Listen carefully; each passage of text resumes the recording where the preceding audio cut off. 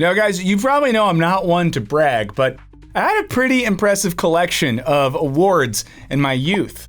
Like when I participated in the local basketball league for a couple seasons, got some nice trophies for that. I did the spelling bee in 5th grade, and I lost on the word asparagus, but hey, 3rd place. And my personal favorite, the time I went to summer camp in 5th grade and I got an award for being the softest spoken. That is a real award I got. And I imagine there was a room of counselors and they gave all the other kids the awards for 30 minutes and they spent 2 hours just like smoking, all stressed, like, what do we give Burns?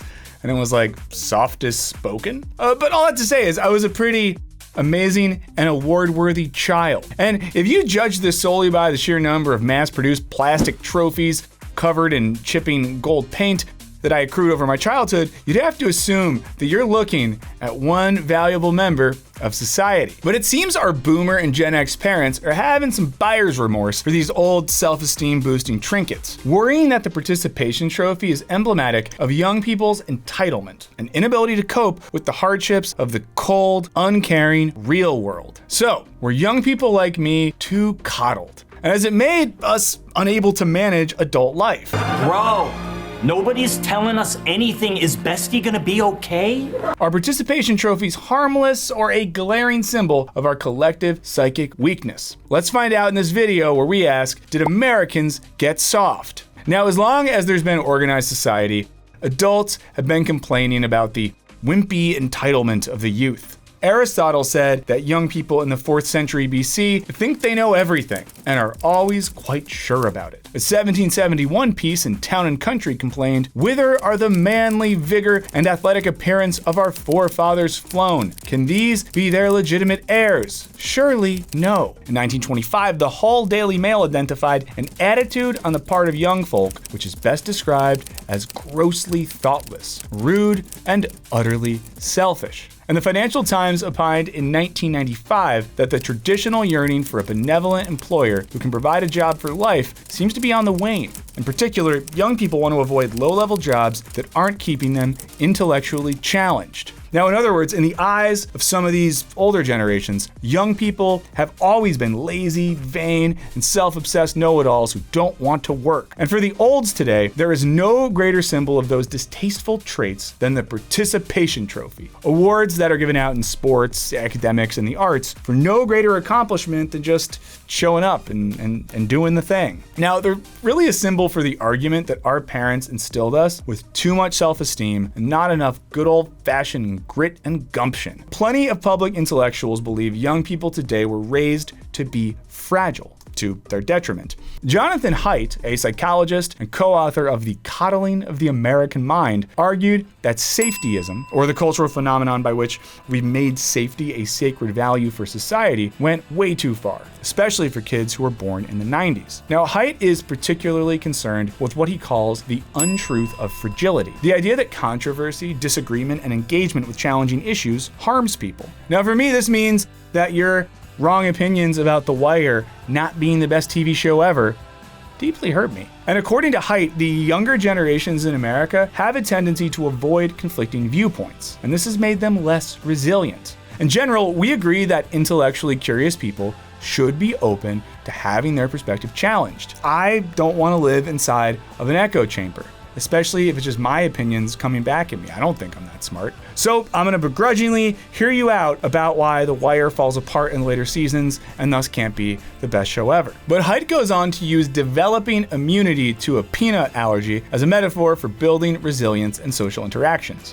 i.e. the idea that exposing kids to peanuts can build up a tolerance to the allergy, whereas trying to shield them entirely keeps them allergic. In other words, when the body faces a threat, it learns to protect itself. Which, okay, I'm not an allergist, so I'm not gonna comment, and please consult one before you with peanuts. But then Haidt goes on to apply this logic to college campuses that seek to protect students from microaggressions. Haidt believes that when schools implement safe spaces and promote sensitivity, they rob individuals of the opportunity to build resilience to things like racism and sexism. Now, never mind that the people doing the microaggressions are probably the ones who could use more resilience to feedback that they're making folks uncomfortable and being bad people. And while it's good to be challenged in our beliefs, it seems pretty sus to argue that people harmed by racist or sexual comments just need to grow a thicker skin. And these people have likely already spent their whole lives doing just that. While Haidt acknowledges that bullying is damaging, he maintains that kids today could benefit from regularly overcoming conflicts, which is why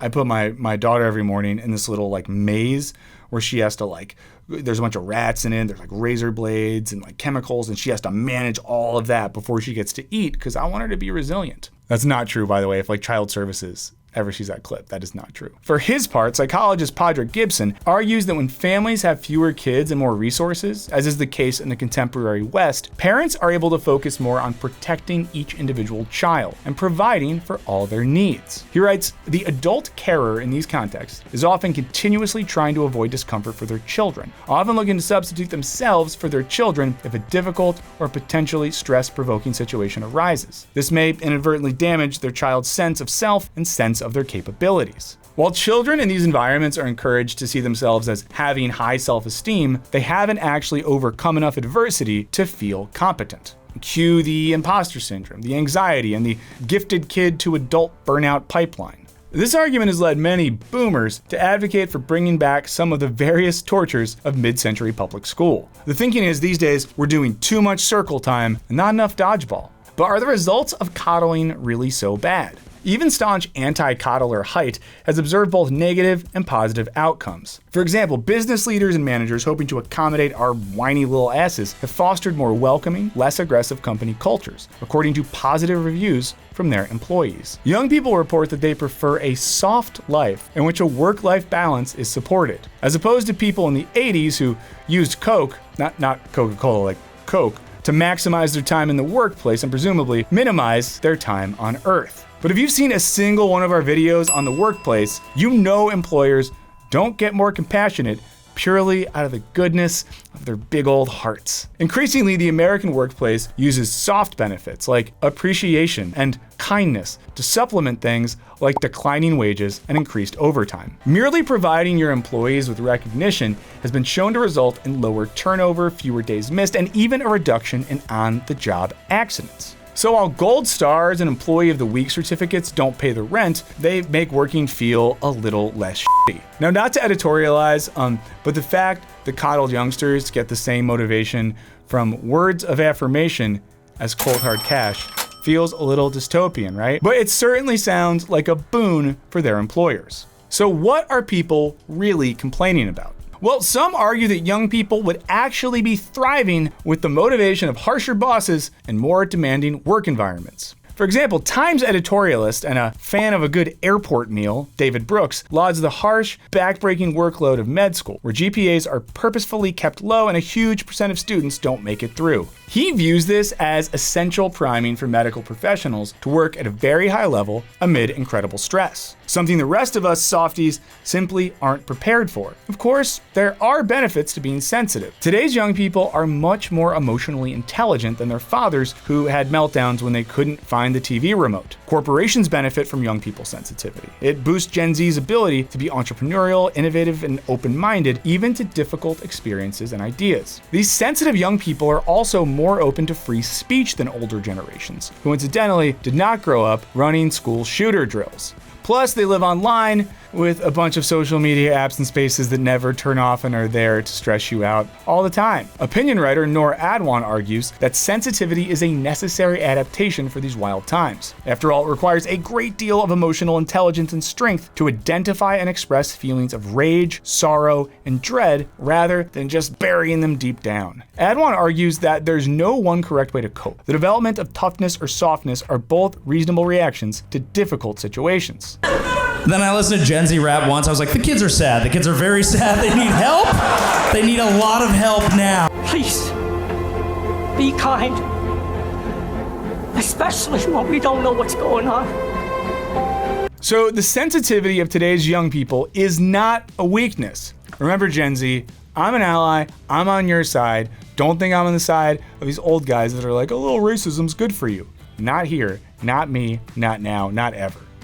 Now, it's a perfectly reasonable adaptation to what is admittedly a very tough world, an adaptation that can actually make it feel less so.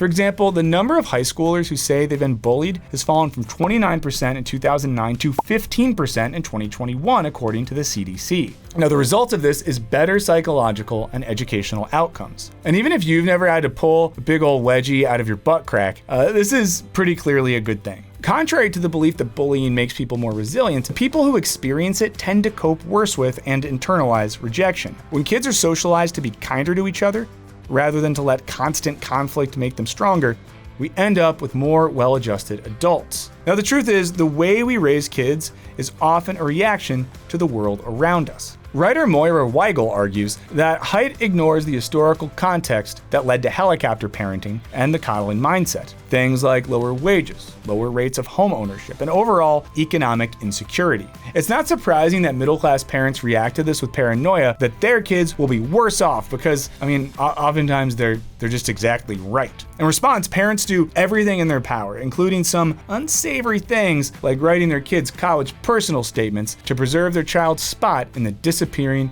middle class. But regardless of the reasons why we're raising children differently, it is valid to wonder how we can best prime young people to survive, much less thrive, in a highly competitive world. To answer that, let's go back to the great symbol of soft boy supremacy, the participation trophy. Now, at first glance, the idea of rewarding mere participation might seem all but anti-American, because, of course, we are a meritocracy that values pushing ourselves as hard as humanly possible until we win. James Harrison, a linebacker for the Steelers, put it bluntly: not about to raise two boys to be men by making them believe they are entitled to something just because they tried their best. And commentators like Glenn Beck have long endorsed the idea that participation trophies ruin millennials more so than boomers' destruction of the housing market and the economy. But philosophers like John Rawls paint a different picture. Now, Rawls' work on fairness suggests that perhaps participation trophies can teach kids important lessons about society, just maybe not the ones that we expect them to learn. Now, Rawls didn't think we could ever live in a totally equal society, but he came up with the difference principle, in which he argued that in an ideal world, society should be constructed such that inequalities work to the greatest benefit of the least advantaged members of society. Interpersonal imbalances are inevitable, but when possible, inequalities should benefit those who suffer from pre-existing inequalities, like special construction accommodations that benefits disabled people, or tax breaks for those of us without inherited wealth. Basically, the opposite of how it is now in America, where we often treat prosperity as a zero-sum game of winners and losers. It seems to us that the anti-participation trophy discourse is predicated on a sort of social Darwinism, in which the strong dominate the weak, and as Bruce Hornsby famously said, "That's just the way it is." Viewed this way, everyone being a winner is disruptive to the natural order. Now, extrapolated to the real world, this means that, as ABBA put it, and everyone else just fights over the crumbs from their table. And it complements those classic arguments made against social welfare programs, which say that the best motivation, whether of a young athlete or an unhoused person, is to make losing as humiliating and painful as possible. Now, philosopher Gabriel Andrade argues that participation trophies are a good metaphor for the social safety net that Rawls advocates, i.e., the mechanisms a society designs to protect those who are materially, socially, or otherwise vulnerable. Now, yes, of course, there are still winners and losers, but by acknowledging the losers' contributions, or even just the fact that they showed up to play this game called life, we acknowledge that they too are deserving of dignity and respect. According to Andrade, participation trophies also illustrate Rawls' concept of the veil of ignorance, a thought experiment in which we're asked to imagine what kind of society we'd want to live in if we didn't know in advance whether or not we'd be born into privilege. If there was a chance you'd be born an impoverished member of a marginalized community, would you rather live in a society with a social safety net,